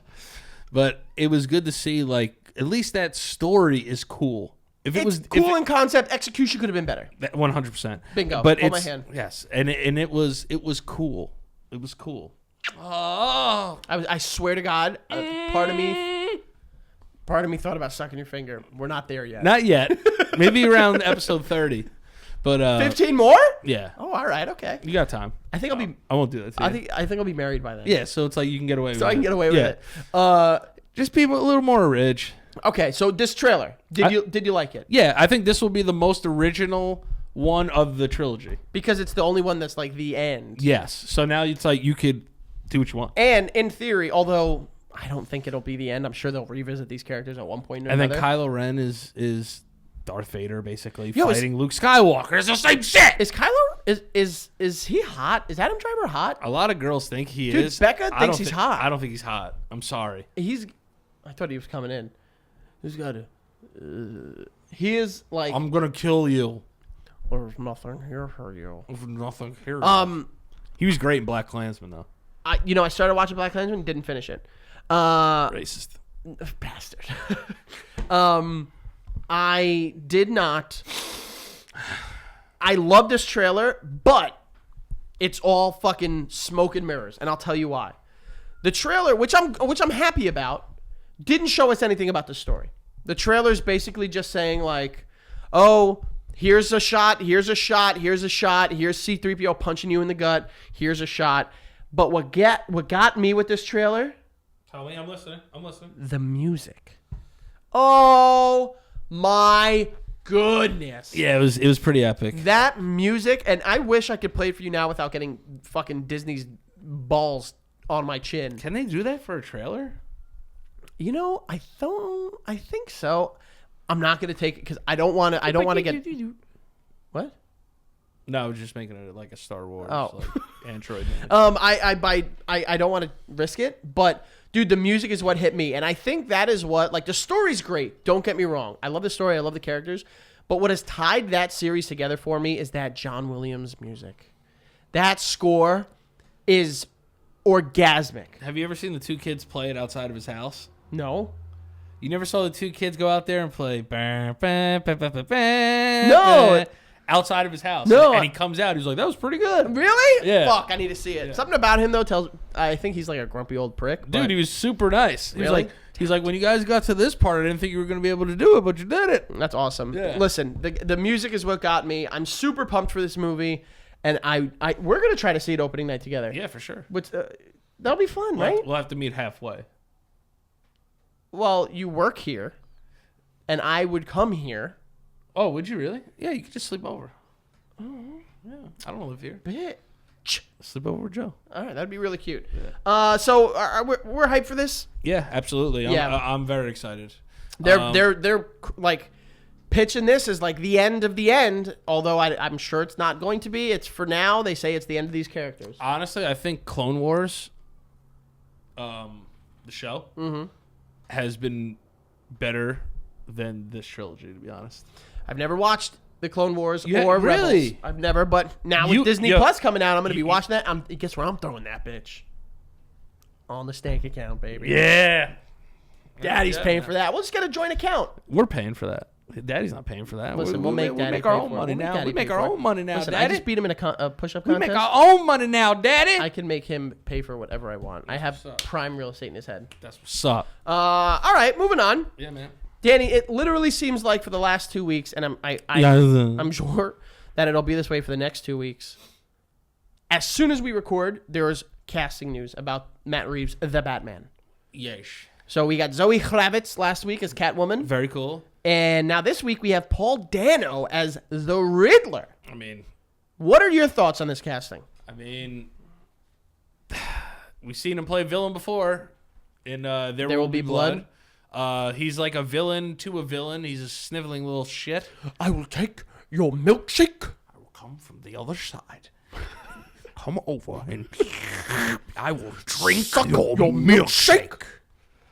He's a monster. You ever heard like stories about Give me the blood. him on sets? Yeah. And we're talking, by the way, guys, Daniel Day-Lewis, DDL. There was a movie he did. I think it was called My Left Foot. Gentlemen. Where he like had people carry him around because he was playing someone that I think was a paraplegic. My Left Foot? I think that's what it Yeah, was. he's a boxer. Is it? In My Left Foot, yeah. I don't remember. I know there's one of those movies where he played someone that was like in a wheelchair and he made someone carry him around for the entirety of the film. Yeah, like filming process. That's insane. So what do you think about Paul Dano? I can personally tell you, outside of There Will Be Blood, I think the only thing I've seen him in was The Girl Next Door. As Klitz? With, who was that? I think he was in The Sopranos, too. As one of AJ's friends. I mean, whatever. He was also in Little Miss Sunshine, which he was great in. Oh, okay, that's right. And yeah. I know he's a big indie guy. Yeah. And he's like a big indie I saw star. his movie with Daniel Radcliffe. Swiss Army Man. Where he plays a guy who has magical farts. Movie sucked. A lot of people when it came out, they were like, Perfume. That movie was Perfume. Yeah? Yeah. They were like, oh, this movie is like art. And it's like, it's literally Daniel Radcliffe just like being farting. A fucking, yeah, and be being like, go find the girl. Being that's my fart, by the way. and like being like a dolphin. I was like, this fucking movie is stupid. That movie did not sound good, and I heard it was not good. Except for like you ever see The Lobster? Pundits. No, I heard it was good though. Colin Farrell, watch John that movie. C. Reilly. Yeah, watch that movie. It's on see what you Netflix. think. Yeah, watch it. See what you think. I know that it's like really weird. Yeah, it's like if you don't find a loved one in like a month or something, you turn into an animal. Yeah. Okay, I'll watch it. Just because of your what you want me to do. Thanks, bud. The reason I'm rocking back and forth is my back hurts a little bit. You okay? Yeah. Here, yeah. lean, move forward. Oh, you felt that crack already? I did. Is that the part of your back that hurts? Nah, it's where? It's like down. It's my lumbar. What about that? What's better? Lean back on it as hard as you want. It's hard for the chair. Can you lock the chair? That feels good though. I got you. Ooh. Yeah. I can't give an accurate like I'm hype. I'm not hype for this because like I said, there's not much that I know about. Daniel, please don't kill me. I'm going to kill you. I will murder you.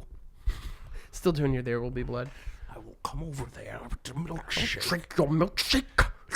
Suck it up. I will suck your dick. I will come around. Oh my God. I will come around and I will suck your dick for all your oils. Yo, do you think you'd be a good actor? 100%. Yeah, you'd be fire? Yeah. I think you would too. Yeah. You got power behind those thighs and behind those eyes, power and pain. The two P's that you need. Yes. And passion. You sniveling little shit. Behind these ribs, you got passion. Behind these thighs, you got power. Behind those eyes, you got pain. True. I just cracked the case. I just figured out what makes every single actor or an actress good. You triple P'd me. I peed you, baby. Yeah, this is the thing. I guess I'm excited for this because I'm hoping all we had from the Riddler was live action Jim Carrey. Yeah. And I mean, we also had Frank Gorshin in the 60s. Relax, everyone. Yeah. But it's Paul Dano and Jim Carrey are very different people. Yeah. So something about this tells me it's going to be more of like the comic book, like he's a recluse that really just wants to like fuck with this guy, and prove his superiority and intellectual superiority. I hope he's not the main villain. I mean, because I don't think you can get enough out of the Riddler in terms of he was always a complimentary villain to me. But it changed my mind. Yeah, I mean, look, this is my thing, is they've come out and said that this is going to be more oriented on the fact that he is the world's greatest detective. When I hear detective, I think mystery. When I see that you literally just cast 2 villains, one of them are going to be the solution to the mystery. You know what I mean? Is Zoe going to be a villain, though? I'm sure she'll have some time. I think they said they're adapting the year 1 or I think year 1. Like the one that's like supporting like broke bitches and shit. The Catwoman? Yeah. Yeah. So I'm thinking like if they're going to do like a mystery, they need to not announce more people because automatically I'm saying like, all right, well, if they do a mystery in this movie, it's either Paul Dano or it's Catwoman. Wait, so is Jonah Hill out? Yeah. And that's what I was going to say next. Apparently he's no longer involved with the movie because he wanted like $10 million, which... I mean, he can get it. He's an Oscar-nominated, 2-time Oscar-nominated actor for what movies? Hardball. Moneyball. Hardball is the one with Keanu. With G Baby. And Wolf of Wall Street. Good movies. Both very good movies. Yeah. So yeah, he apparently. Wolf of Wall Street's a little. I'm a little disappointed with Jonah Hill not being in it. I got to be honest. Yeah, I mean, but who's he gonna play? I mean, there were a lot of people that said he could play Penguin. A lot of people. Because he was a plump actor Cobblepot in the beginning. I mean, there are other people he could play. He could play like Jervis Tech, Mad Hatter, or when are they ever gonna put Black Mask in a fucking? Well, they are. They're putting him in the Birds of Prey movie. That's who Ewan McGregor's playing. I know, but I'd rather see him in this. Well, if it's connected somehow, you can see him. But Ewan McGregor looks like he's having a whole lot of fun in that movie, boy. Let me tell you. Yeah. He looks like he's fucking boogieing down. Yeah. Black Mask is a great character. Roman Sionis. Yeah. He was also, spoiler alert. I guess Jonah Hill could play Two-Face. Yeah, he could play like an internet attorney that got his degree from the University of Phoenix. Yeah. I got my degree online. Go get a real. Didn't his sister die? Jonah Hill? Yeah. Oh, I don't know. Like, doesn't he have Jonah Hill's? Should I look that up? Type in Jonah Hill's sister. Why am I looking this up? What would this have to do with anything? No, because I want to know what his real name is. Beanie Feldstein is his sister? Yeah, dude. Get the fuck out of here. Yeah, man. No way. That's his real life little sister? Yeah. I didn't know this. Yeah, see, they had an older sister that passed away. I knew he had a Jewish name. That's really sad. Yeah. Dude, I saw Beanie Feldstein. I didn't know I was that close to Jonah Hill. What the fuck? Yeah. I like Beanie Feldstein. She's funny. I liked her in Booksmart. Oh, it was the older brother. Damn. That's sad. Now that I see it, goddamn, she looks like Jonah Hill. Yep. It's the bridge of the nose into the smile. Damn. People don't forget. People don't forget. Damn, imagine your brother being Jonah Hill. That's fire. Imagine your sister being Beanie Feldstein. That's also fire. Oh. All right. A couple more things. This week's edition of Do You Even Care, Danny? Okay. Hit me. The Rock, who 4 or 5 years ago was slated to play the villainous Black Adam in the DC Cinematic, DC Extended Universe, whatever they call it now, revealed on Instagram or Twitter that he's going to be starting production on the Black Adam movie in July of 2020. Now, are you familiar with Black Adam? Villain to Shazam, was kind of like an Egyptian god. Don't give two shits. Bingo, bango, bongo. You hit it on the fucking schmagongo. Don't give two fucking shits. You don't care about this? No. Why? Because Rock could play a better villain in a different franchise. I don't know. He kind of looks a lot like Black Adam. I looked at pictures of him, but it's like he could play it like somebody else. Who would you want? I'd want him to play like. Why has he not been in like a Spider-Man movie? Dude, him as Kraven? What? Him as like an internet sensation, Kraven the Hunter? That would be fire. As like those YouTube pranksters that just goes out and hunts people, like Coyote Peterson. He's not a prankster, but like those. Even if he played like Taskmaster, he'd be good at it. That would be kind of fire. But we're already getting Taskmaster in Black Widow. Yeah. Yeah, unfortunately, like this movie's been on the back burner for so long. As much as I love The Rock and I will die for him, I don't know if I care about this either, Danny. I don't. What's wrong with me? And it's like kind of an interesting concept. It's kind of a cool idea. I'm over it. I have no interest. All right, well, speeding through, we go on to our pure shit or perfume, where we talk about a list of things that are either pure shit or perfume. And this week we're talking wrestling games because we got the release of 2K20.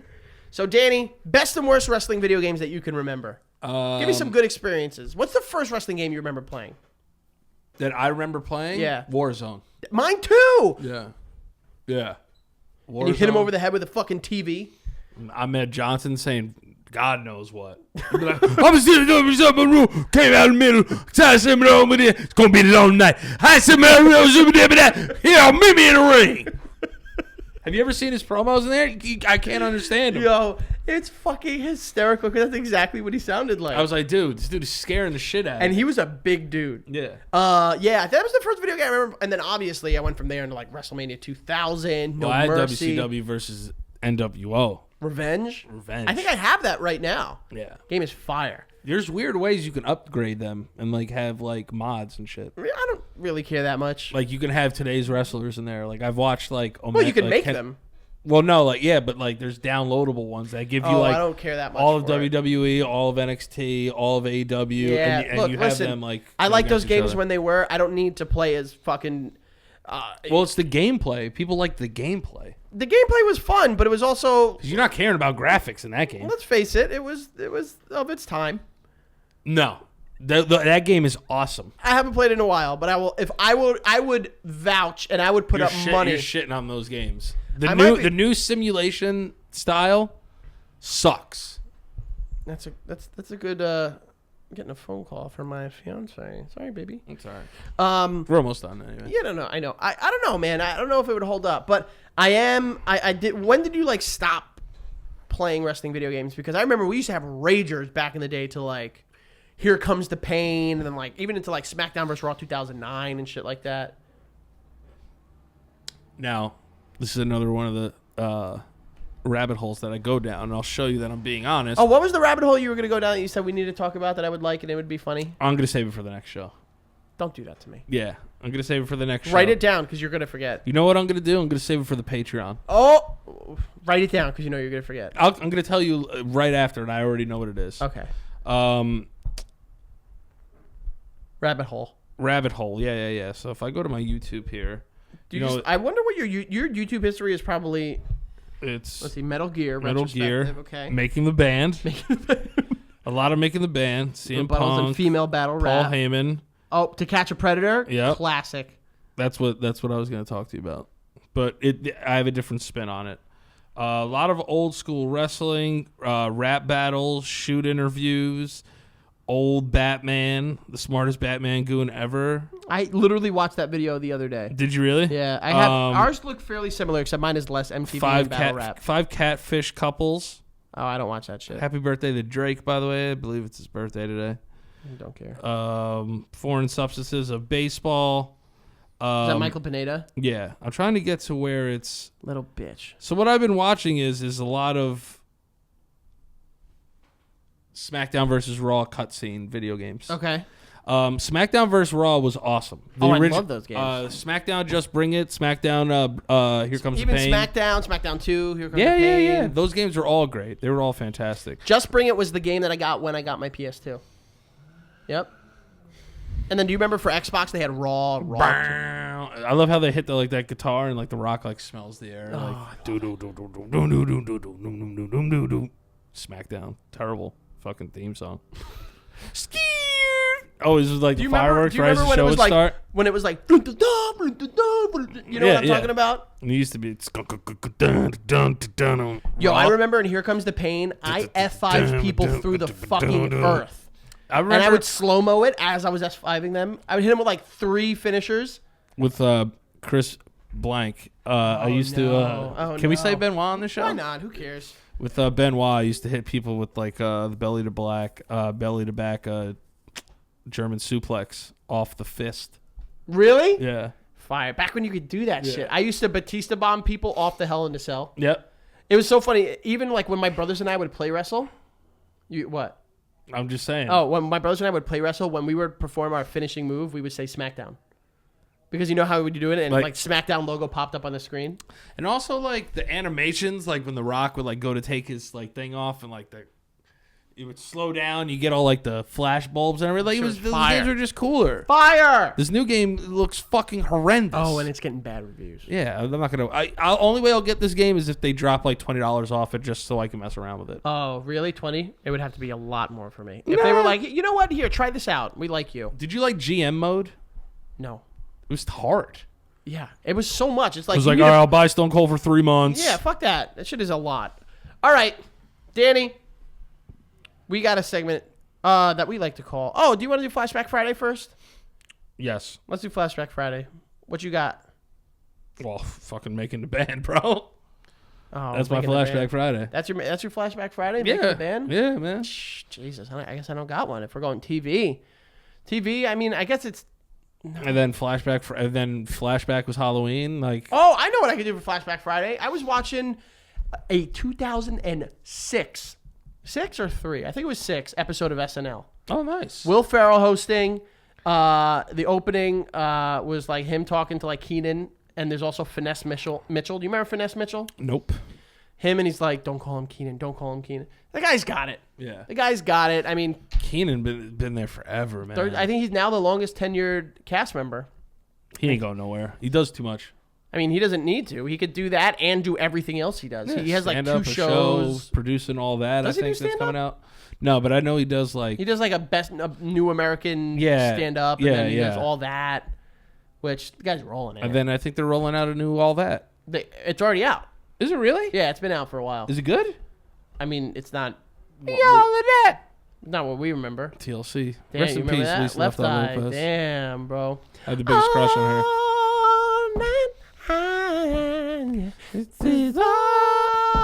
You know Neil Brennan, I think, wrote for that show. He was on that show. Neil Brennan was on it? He was on it, and he wrote. Taron Killam was on Amanda's show, I believe. Yeah. Do you ever hear the story of like Dan Schneider apparently like had sex with all of them and was like an awful person? And there's rumors that Jamie Lynn Spears, Britney Spears' sister, who was on Zoe 101, I think. Apparently she had her own show. Yeah, Zoe 101, I think it was. Apparently there are rumors that her baby was Dan Schneider's baby. Fuck no. Fucked up, right? Fucked up. All right, Danny. We get into a section of our show that we call, Danny. Yep. What do we call it? DMs and no DMs, bitch. Where we tell you guys every single week to send us voice messages into our direct messages on Instagram. Yes, sir. Make them stanky, too. Yeah. For the chance to get them read aloud on this episode. She blowing up your phone, boy. Damn, baby. Blowing up my show. Let me tell her. I'll be like, baby, I'm recording, dog. What's going on? Where we talk about, well, we'll play the DMs and DMs. Yeah. Ask us some questions. You know what I'm saying? But make it stanky. Yo, let's hear them. All right. You want to hear? Yeah, you whore. Oh, she's at GameStop.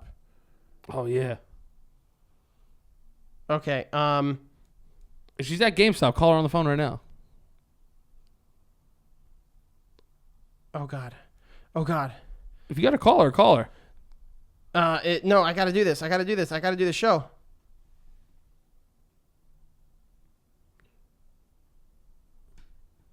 Oh, you're fucking up.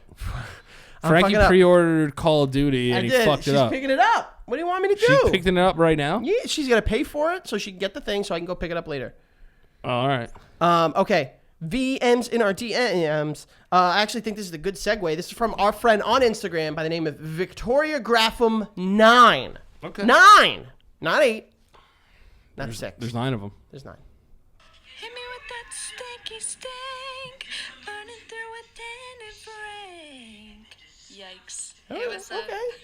I want to know, what's your top 3 favorite COD games? In honor of Call of Duty this week. Black Ops 2, Call of Duty World at War, and Modern Warfare 2.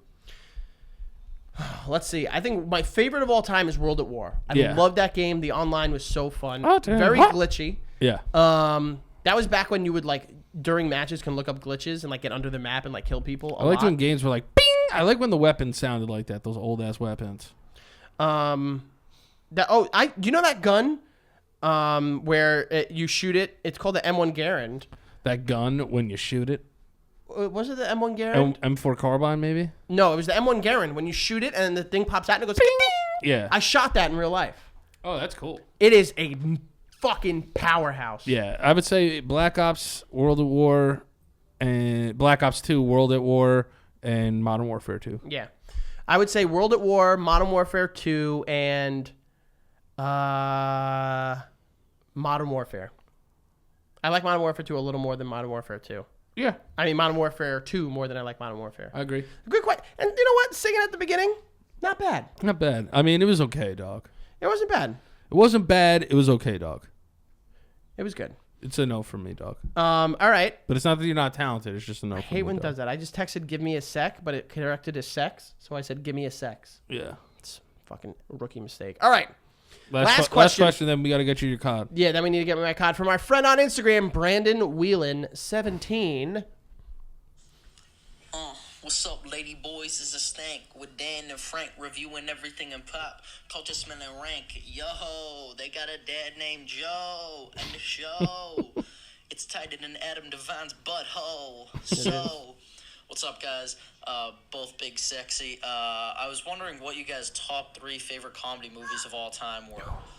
Thanks. First of all, Brandon Whelan, friend from the stream, from the Twitch stream. Good rapping. Yeah, not bad rapping. Good rapping. Oh, who the fuck was that? Who the fuck is that? Was that Josh? Just like a deep voice? I don't know who the fuck that was. All right, top 3 comedy movies of all time. This is very difficult. I got mine. I can go off the top of mine. Really? Superbad's definitely on there. Okay. In Time any must be- order or like Any 1 order, through 3? any order. Superbad, Old School, and That's tough. Oh, that's really the tough. third one's always the toughest one. Old School, Because it's like this is the one that you're Superbad. putting in and leaving out all the other ones. Yeah, so it's like it's Old School, Superbad, Wedding Crashers. Really? Yeah, and it's on Two the Todd and it's Phillip on the ones on there? and Friday is a close third. I'm gonna put Friday as my Never third. seen Friday. Well, doesn't surprise me. Fuck you.